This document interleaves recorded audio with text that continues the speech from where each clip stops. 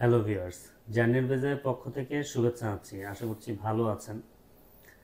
আজকে আপনাদের সাথে যে টপিকসটা নিয়ে আছি, আমি আসলে অস্ট্রিয়ার একজন সবচেয়ে পুরাতন বাঙালি কমিউনিটির ভিতরে একজনকে আপনাদের সাথে পরিচয় করিয়ে দিতে চাই। তার অস্ট্রিয়ার জীবনের অভিজ্ঞতা, এখানকার রাজনীতি, অর্থনীতি এবং সমাজ ব্যবস্থা নিয়ে প্রায় ৩৬ বছর যে অভিজ্ঞতা, সেটা আসলে আমি আপনাদের সাথে শেয়ার করার জন্যই আজকে এসেছি। ওনার নামটি হচ্ছে সাইদ জাহাঙ্গীর সানি, সবাই সানি ভাই নামেই চিনে। যিনি এখানে এসেছিলেন ১৯৮৯ সালের মার্চ মাসে। তাকে পরিচয় করিয়ে দিচ্ছি আপনাদের সাথে। আসসালামু আলাইকুম সানি ওয়ালাইকুম ভাই, আসসালাম। কেমন রিয়াজ আছেন? ভাই, আছি ভালোই। আপনারা কেমন আছেন? আমরা ভালো আছি আলহামদুলিল্লাহ। ধন্যবাদ আপনার ভিউয়ার্সকে। প্রথমে যেটি আমরা আসলে জানতে চাই, ৩৬ বছর অস্ট্রিয়াতে, এটা আসলে একটা জীবন। মানুষ ৩৬ বছর, এখনকার সময় অনেকে থাকি না পৃথিবীতে। আপনি ৩৬ বছর অস্ট্রিয়াতে কাটিয়েছেন, যেটি আমাদের বাংলাদেশের জন্য আসলে খুব অপরিচিত একটি নাম। অস্ট্রিয়া মানুষ ওভাবে চিনো না। এখন ইন্টারনেটের যুগ, অনলাইনের মাধ্যমে মানুষ অনেক কিছু জানছে, এখনকার জেনারেশন অনেক কিছু জানছে। এই ৩৬ বছরে আপনার, যেটা ১৯৮৯ সাল আমরা চিন্তা করতে পারি যে বাংলাদেশ কী অবস্থায় ছিল অর্থনৈতিকভাবে, আপনি সেই সময় এখানে এসেছেন। আপনার ওই সময়কার স্ট্রাগলগুলো, চ্যালেঞ্জগুলো কি ফেস করেছেন, আমাদেরকে যদি একটু জানাতেন। আসলে সত্যিকার অর্থে ১৯৮৯ সালে যখন আমি দেশ থেকে উম, মানে প্রবাসে চলে আসি, তখন তো আমাদের দেশের রাজনৈতিক অবস্থা, একটা স্বৈরাচার সরকার ছিল তখন। আচ্ছা। তখনকার অবস্থা, তখন আমি ইউনিভার্সিটিতে পড়ি, জগন্নাথ বিশ্ববিদ্যালয়ে। তো আমাদের ছাত্র জীবনের খুব স্ট্রাগল করতে হয়েছে ওই সময়। তা আমি চিন্তা ভাবনা করলাম তখন যে আমি বাইরের দেশে চলে যাব, কারণ অপরচুনিটি থাকে ভালো। তো আমি সেই সময় কয়েকটা দেশেই ট্রাই করি, কিন্তু তার মধ্যে অস্ট্রিয়া অস্ট্রিয়া আসলে একটা অপরিচিত দেশ। আসলে এটা অনেকেই জানে না। অস্ট্রিয়া বলতে অনেকে অস্ট্রেলিয়া ভাবে ভাইবা নেয়। আচ্ছা। তো সত্যিকার অর্থ হয়েছে কি, যে ভিয়েনাকে অনেকেই চিনত। তা আমি তখন অ্যাপ্লাই করি ভিয়েনা ইকোনমিক ইউনিভার্সিটি। তখন আমার তারা আমাকে সাড়া দেয়, আমার অ্যাডমিশন হয়ে যায়। তখন আমি আমার প্যারেন্টসের সাথে শেয়ার করি, তারপরে আমি বলি যে আমি চলে যাব। এর মধ্যে ছোট্ট করে বলি, আমি আসলে দেশেও স্ট্রাগল করছি। আমি নাটক করতাম এক সময়। আচ্ছা। আমার ছাত্র জীবন, আমি যখন এসএসসির পর থেকেই, মানে কলেজে, যখন আমি সিটি কলেজে পড়াশোনা করছি, আমার কলেজ নাম হলো city college, Dhaka city college. তখন থেকে আমি নাট্য সংস্থার সাথে জড়িত ছিলাম, নাট্য সম্প্রদায়। অনেকেই চিনে থাকবেন যে বাংলাদেশে আরণ্যক নামে একটা নাট্য সম্প্রদায় আছে, যেটা হলো আলী জাকের, সারা জাকেরের ছিল। তখন আমি তাদের দলে অন্তর্ভুক্ত হই। তার পরবর্তীতে আমি ঢাকা থিয়েটারে, মামুনুর রশিদের ঢাকা থিয়েটারে জয়েন করি। এবং আমি মহিলা সমিতি এবং গার্লস গাইড কলেজের অনেকগুলোই নাটক করেছি বাংলাদেশে। তা আমার একটা নাটক ছিল যেটা খুবই বাংলাদেশে পপুলার লাভ করে, মানে খুবই সবার পরিচিতি পায় এবং সবার মুখে মুখে থাকে। সেটা হলো টিয়া পাখির সমাচার। এটা স্বৈরাচার এরশাদের গভর্নমেন্টের এগেনস্টে ছিল। আমি ৩৬৫টা শো করি, এটাই ছিল আমার হাইয়েস্ট, ৩৬৫টা শো। এবং বাংলাদেশের আনাচে কানাচে, আপনি বলতে পারেন যে ঢাকা থেকে সেই রাজশাহী থেকে নর্থ বেঙ্গল, খুলনা, যত শহর আছে সব জায়গায় আমরা শো করি। এবং চিটাগং, কুমিল্লা, মানে বাংলাদেশের আনাচে কানাচে আমরা কোনো জায়গায় বাদ দিইনি। আমার ৩৬৫টা শো ছিল, ওইটাই আমি লাস্ট শো করে চলে আসি। ১৯৮৯ সালের যদি তারিখটা আমার সঠিক হয়, যেটা হলো ১৮ই মার্চ আমি লাস্ট শো করি। আচ্ছা। শো করেই আমি আমার দলকে জানাই যে আমি আর থাকছি না। আমি চলে যাচ্ছি, তখন তখন তো জানেন বাংলাদেশের অবস্থা খুবই খারাপ, মানে উত্তাল একটা সময় চলছে। তখন আমাদের বাংলাদেশ নাট্য সম্প্রদায় এবং বাংলাদেশ সাংস্কৃতিক জোট আমরা একসাথে মিলে উদিচি, আমরা একসাথে মিলে আওয়ামী লীগ সরকার, আওয়ামী লীগ এবং বিএনপি মিলে আমরা তখন স্বৈরাচারের এগেনস্টে আমরা লড়াই করি। কিন্তু সেই টিএসসি চত্বরে আমরা সবাই টিএসসি চত্বরে সম্মেলন করি। এটাই ছিল আমাদের তা আমি বললাম, তখন আমি অনেক চিন্তা ভাবনা করলাম যে আসলে দেশে এইভাবে সম্ভব না। তখন আমি পাড়ি দিই অস্ট্রিয়াতে। আচ্ছা, আপনি যেহেতু সংস্কৃতি কর্মী একজন, আমরা জানি ভিয়েনা, প্যারিস এগুলো হচ্ছে আর্ট, চিত্রকলা, শিল্পের সাথে সংশ্লিষ্ট, এই কারণে বিখ্যাত। এই কারণে কি আপনি ভিয়েনা চয়েস করেছিলেন আসার জন্য? আসলে মানে আমাকে যখন তারা সাড়া দেয়, মানে ভিয়েনা ইকোনমিক ইউনিভার্সিটি, তখন আমি আর কোনো মানে অপেক্ষা করলাম না, যে বললাম যে এখনই আমার সঠিক সময় চলে যাওয়া। আমরা যেটা জানতে চাচ্ছি যে আপনি ভিয়েনাকে কেন চয়েস করলেন, অন্য কোনো দেশে চিন্তা করলেন না? চেষ্টা করেছি অবশ্যই। আমি আমেরিকাতে যাওয়ার আমার প্ল্যান ছিল, আমেরিকাতে গেলাম না। তারপর অস্ট্রেলিয়াও আমার মেলবোর্ন ইউনিভার্সিটিতে আমি অ্যাপ্লাই করেছিলাম, ওখানে আমার কাজিন থাকে। তো আমি ওখানেও পরে যাইনি। আমি ভিয়েনা কেন চয়েস করলাম, এটা একটা গুড কোশ্চেন নিয়াজ ভাই। আসলে হয়েছে কি, যে যখন আমি ভিয়েনা চয়েস করলাম, কারণ ভিয়েনাতে উদিচির অনেক ছেলে ছিল, উদিচি সংস্থার অনেক ছেলেরা ছিল ভিয়েনায়। তারা আমাকে বলল যে আমরা যেহেতু সাংস্কৃতিক জোটের সাথে সবাই জড়িত ছিলাম, একসময় একে অপরকে চিনতাম, সেই সুবাদেই আমি ভিয়েনা চয়েস করি।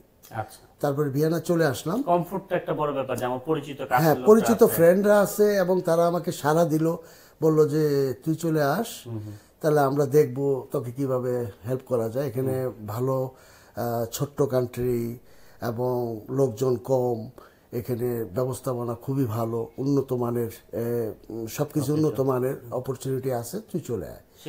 সেই কারণে এখানে আসা।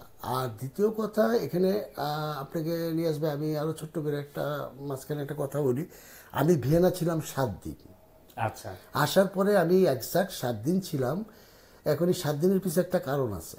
আমি যখন ভিয়েনা আসার পরে দেখলাম যে আমাদের বাঙালি সমাজ একটু গ্যাদারিং। আচ্ছা, যে আমি যে জিনিসটা দেশের থেকে ছেড়ে আসছি, যে আমার অতীতে আমি যেটা করেছি, এখানে এসে দেখলাম যে আমাদের যে বাংলাদেশি কালচার এবং বাংলাদেশের যে কমিউনিটি আছে, অনেকটা মানে সেই রকমই। আচ্ছা, তা আমার কাছে মনে হলো যে আমি এখানে আসলাম একটা বেটার লাইফের জন্য, আইসা দেখলাম যে সেটা পাচ্ছি না। তখন আমি ডিসিশন নিলাম যে কি করা যায়। তখন আমাদেরই এক বড় ভাই, সে বাংলাদেশে ঢাকা মাওতালে থাকে, শামীম ভাইয়ের সাথে ওনার সাথে অনেক আগেই পরিচয় ছিল, বাংলাদেশে আমাদের যোগাযোগ ছিল। উনি আমাকে সাজেস্ট করলো যে তুমি এক কাজ করো, আমার ছোট ভাই থাকে লিঞ্জে, তুমি একটা লিঞ্জে ট্রাই করে দেখতে পারো। তো লিঞ্জটা তখন ছিল একটা ছোট্ট একটা শহর। আচ্ছা, মানে সবাই লিঞ্জ বলতে বুঝতো কি, বাংলাদেশে আসলে তো কেউ অস্ট্রিয়া চিনতো না, কিন্তু লিঞ্জটা হচ্ছে কি একটু বলতো কি সবাই যে এটা একটা গ্রাম, ভিলেজ। তো সেই সময় আমি বললাম যে ঠিক আছে, আমি একবার ট্রাই করি। তা আমি লিঞ্জে আসলাম একদিন, এসে দেখলাম আমার শহরটা খুবই ভালো লাগলো। ছোট্ট ছিমছাম শহর। ইউনিভার্সিটিতে এখানে আমি চেষ্টা চালালাম, ওখানে গেলাম। যাওয়ার পরে তাদেরকে বললাম, তারা বললো যে হ্যাঁ, আমার যে সাবজেক্ট, আমি যে সাবজেক্ট নিয়ে আসছি সেটা ছিল আমার ইকোনমিক্স বিজনেস ম্যানেজমেন্ট। তো ওই সাবজেক্টটা এখানে আছে, এটা আমি স্টাডি করতে পারবো, এই সুবিধা আছে, অপরচুনিটি আছে। সেই সুবাদে আমি এখানে অ্যাপ্লাই করলাম। অ্যাপ্লাই করার পরে তারা আমাকে রিপ্লাই দিল যে আমি এখানে আসতে পারি। এখন প্রশ্ন দাঁড়াচ্ছে, সেই সময় আসলে আবাসিক ব্যাপারটা, মানে রেসিডেন্স ব্যাপারটা খুবই কঠিন ছিল লিঞ্জে। আচ্ছা, যেহেতু ছোট্ট শহর, অ্যাকোমোডেশন কম থাকার কথা। এখানে আপনি বলতে পারেন যে লিঞ্জের জনসংখ্যা হচ্ছে তখন ছিল 1,79,000। আচ্ছা, আমরা বর্তমানে 2025 সাল, এতদিন পরে আইসা দাঁড়াইছি আমরা 64,000। মানে 36 বছর এটা বলা যায় ডাবল হয়েছে। ডাবল হয়েছে প্রায়। এবং এখানে বলা যায় যে আমাদের আমাদের দেখেন তখনকার সময় আমি যখন আসি তখনকার সময় আমরা বাংলাদেশি বলতে আমরা মাত্র 4 জন বাংলাদেশি লিঞ্জে ছিলাম। আচ্ছা, 1999 সালে। 1999 সালে তখন লিসান ছিল একমাত্র বাংলাদেশি এবং ওয়াহাব নামে এক বড় ভাই ছিলেন, উনি ছিলেন রাজনৈতিক আশ্রয়ে। আচ্ছা, ওনার সাথে বাইদি ভাই পরিচয় হয়েছে পরবর্তীতে। তখন যখন আসি তখন বাংলাদেশি বলতে ছিল না। আমার একটা ইচ্ছা ছিল যেখানে বাংলাদেশি নাই আচ্ছা, আমি সেখানেই যাব। আপনি বাংলাদেশ বিমুখ হতে যাচ্ছেন? না, বিমুখ হতে চাচ্ছিলাম না। আমি চাচ্ছিলাম আমি যদি এই দেশে থাকি তাহলে আমাকে ভাষার মতো একটা ব্যাপার থাকে, সেটা আমাকে শিখতে হলে লোকাল কারোর সাথে মিশতে হবে। তো আমি ভিয়েনা যে জিনিসটা দেখতে পেয়েছিলাম যে তখনকার সময় যে এই অপরচুনিটিটা নাই।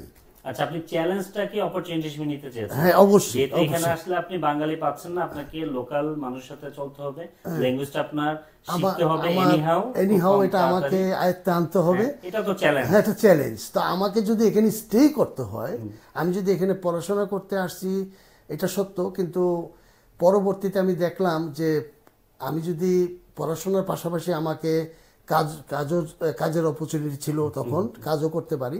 ল্যাঙ্গুয়েজ শেখার চ্যালেঞ্জটা আপনি প্রথমে নিলেন, এটাও একটা বড় চ্যালেঞ্জ আপনার জন্য। প্রথমে এই চ্যালেঞ্জটা আপনি ফেস করলেন এসে? হ্যাঁ, এটা আমার করতে হয়েছে এই কারণে, যদি আমি এখানে স্টে করি, আমি তখন দেখছি নিয়াজ ভাই আপনার আমি কোথাও মুভ করলে আমাকে ভাষার দরকার হচ্ছে। আমি এখানে আমাদের যদিও ইংলিশ, আমি বলবো না যে ইংলিশ আমার খারাপ, ইংলিশে আমি পারদর্শী ছিলাম, কিন্তু কথা হলো ইংলিশ দিয়ে আমি সবকিছু কভার দিতে পারছিলাম না। আচ্ছা, এখনো তো এখানে অ্যাভেলেবল না ইংলিশ। আমি দেখলাম চলতে গিয়ে, আপনি দেখেছেন নিয়াজ ভাই, সত্য কথা, অস্ট্রিয়ার গভর্নমেন্ট, অস্ট্রিয়ার শিক্ষা যে সিস্টেম আছে সেই অনুযায়ী এখানকার তারা ইংলিশটাকে প্রাধান্য দেয় না।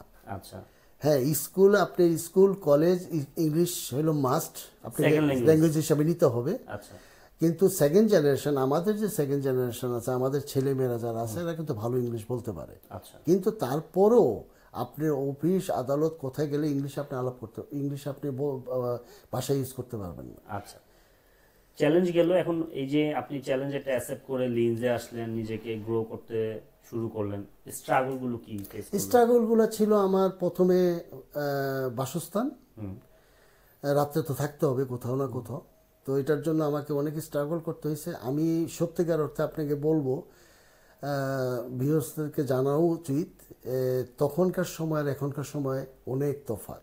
আচ্ছা, তখনকার সময় আসলে বাসস্থান ব্যবস্থাপনাটা খুবই কঠিন ছিল, কারণ বিদেশিদের কেউই বাসস্থান দিতে চাইতো না সহজে। তারা মনে করতো যে যদি আমার এটা নষ্ট হয়ে যায়, হয়ে যায়, তুমি বিদেশি, এই বিদেশির একটা প্রভাব তাদের ভিতরে ছিল। তো যার জন্য হোস্টেলে ট্রাই করলেও হোস্টেলে দেখা গেছে যদি কোনো সিট খালি না থাকে তাহলে ওখানে সম্ভব না। তা আমি এমনও দিন গেছে, মানে আমি এটা তো আসলে আপনার একটা লাইফের একটা একটা একটা স্টেজ আপনি পার করে এসেছেন। এগুলো তো আসলে মানুষকে জানানোর উদ্দেশ্য হচ্ছে যে বিদেশের লাইফ যে আমি বলি কতগুলো স্ট্রাগল থাকে। আসলে যারা প্রবাসে আছেন, নিজেদেরকে একটা পর্যায়ে এনেছেন অথবা একটা বিশাল সময় পার করেছেন, তারা কিন্তু এই স্ট্রাগলগুলো শেয়ার করেন না। সাধারণত এটা শেয়ার করার মতো না, কেননা অনেকে ব্যক্তি রেসপেক্ট আছে, এই জিনিসগুলো আসলে স্ট্রাগলগুলো আমরা দেখি না, আমরা সাকসেসটাই দেখি, আমরা লাইফটাই দেখি, সাকসেসের লাইফটাই দেখি, পিছনের যে স্ট্রাগল তাদের এই জিনিসটা দেখি না। এটা কিন্তু রিয়েলিটি, এটাই রিয়েলিটি। আসলে মোস্ট প্রবাবলি সবাই বলতে চায় তার পজিটিভটা, নেগেটিভটা কেউ বলতে চায় না। আমার বলার উদ্দেশ্য হচ্ছে যে আমি যখন বাসস্থান না পেয়ে আমি দিনের পর দিন রাতে পার্কে ঘুমাইছি। আচ্ছা, এই যে আপনার কত বড় স্ট্রাগল করেছেন। আমি তখন লিন্স, ঠান্ডার সময় আপনি কিভাবে কি করতেন? ঠান্ডার সময় ট্রাই করেছি আমি লিন্সে, যে আপনার ট্রেন স্টেশন আছে, ট্রেন স্টেশনের ভিতরে থাকতাম। রাত্রে 10টা 11টার পরে কিন্তু ট্রেন স্টেশনে থাকতে দিত না সিকিউরিটি। তখন আমি পার্ক ছিল সামনে, ঠান্ডার ভিতরে কি হতো? ঠান্ডার ভিতরে আপনার এটা করে নিছি আর কি, অ্যাডজাস্ট করে নিতাম আর কি। তাহলে আপনারা বুঝতে পারছেন যে আসলে স্ট্রাগলের মাত্রাটা কতটুকু। এটা আসলে আমরা আমাদের যারা প্রবাসী ভাইরা আছেন, এত বছর ধরে তো এখানকার সবচেয়ে senior, one of the senior প্রবাসী অস্ট্রিয়ার মধ্যে। তো এখন কি করছেন আপনি? প্রফেশনে কি আছে? আমি প্রফেশনে বর্তমানে আছি একটা কোম্পানি আছে, মানে মাল্টিনেশনাল কোম্পানি আমাদের। এটা হলো